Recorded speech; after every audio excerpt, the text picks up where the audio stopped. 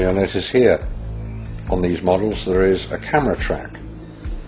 A camera starting at this end, coming down here, would approach the moon, or appear to approach the moon, and become ever closer towards it. It's exactly what you would expect to see if you were flying to the moon. This is a simulation rig that was built. This is the command and service module of the Apollo program.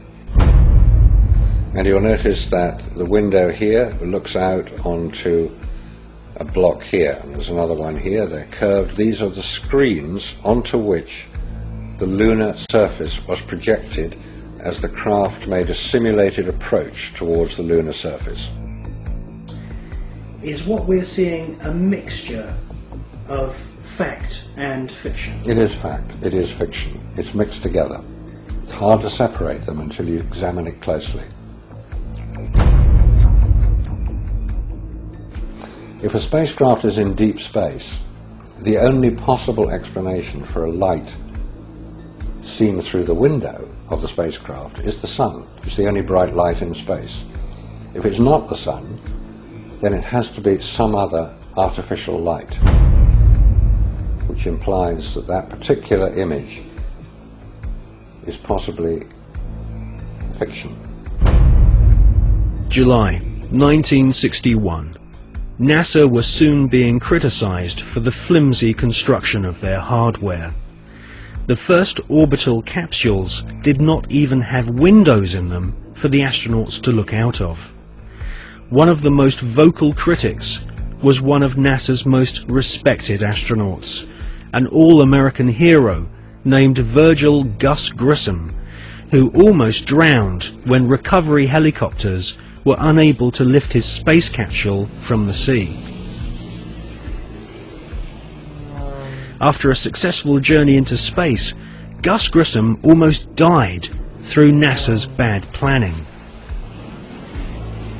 Or was this an early attempt to silence Gus Grissom?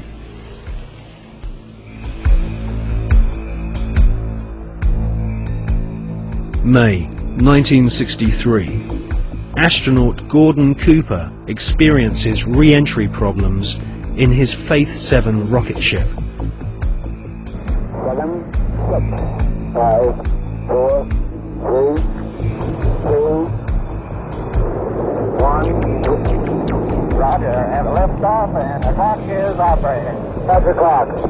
Take my 7, base 7 on the way.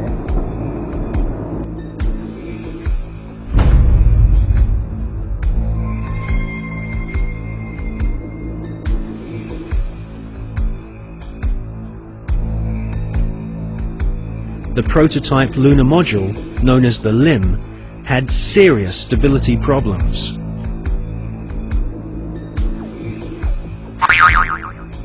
At this stage, there was no guarantee that even if NASA managed to get a spaceship orbiting the moon, they could land safely without killing the crew.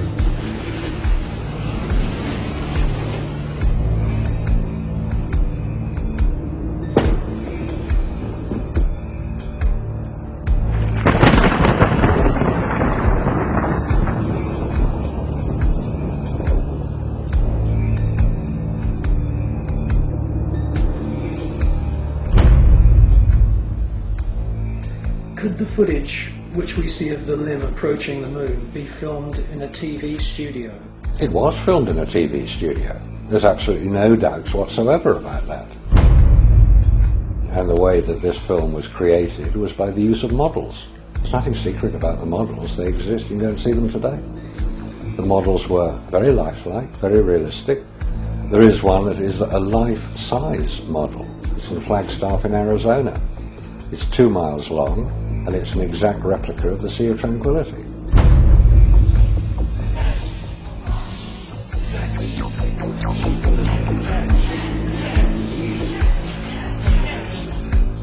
The photographs were used to create from those images the replica of the Sea of Tranquility, so that if it was flown over in a helicopter, it would appear as if it was a spacecraft approaching a similar area to land. So yes, all the scenes of the lunar surface were filmed on Earth.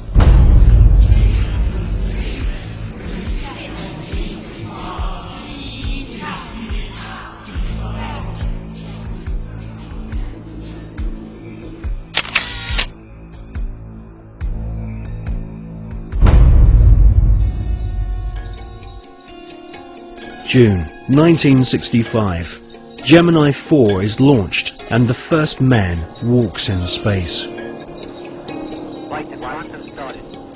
I'm going to drag a little bit, so I don't want to fire the gun. Okay, I'm out. Okay, now,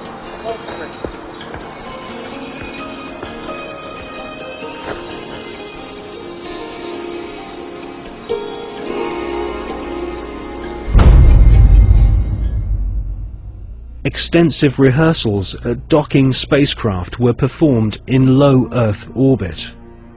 Everything was recorded on film. This footage would later become invaluable as NASA sought to fake the success of the Apollo missions. Meanwhile, more problems occurred. On Gemini 9, the second spacewalk had to be cut short due to problems with the astronauts' oxygen supply. On Gemini 11, another attempt to walk in space was curtailed due to fatigue. Was this a sign that cosmic radiation caused nausea and fatigue?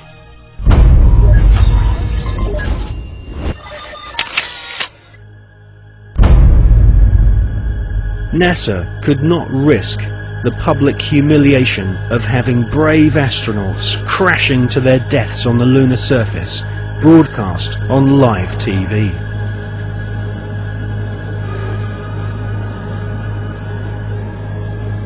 NASA's Nazis knew that a major catastrophic failure on the moon would cause the billions of dollars of funding to be immediately cut.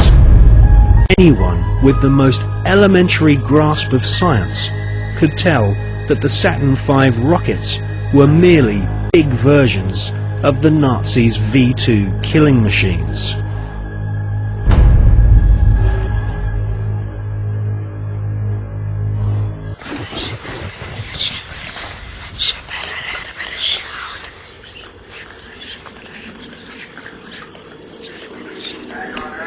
the crew of Apollo 8 has a message that we would like to send to you.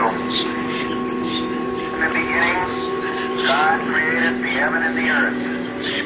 And the earth was without form and void, and darkness was upon the face of the deep. And the Spirit of God moved upon the face of the waters. And God said, "Let there be light." And there was light. And God saw the light, that it was good. And God divided the light from the darkness. And God called the light day, and the darkness he called night, and the evening and the morning were the first day. And God said, "Let there be a firmament in the midst of the waters. Let it divide the waters from the waters." And God made the firmament, and divided the waters which were under the firmament, the waters which were above the firmament. And it was so. And God called the firmament heaven, and the evening and the morning were the second day.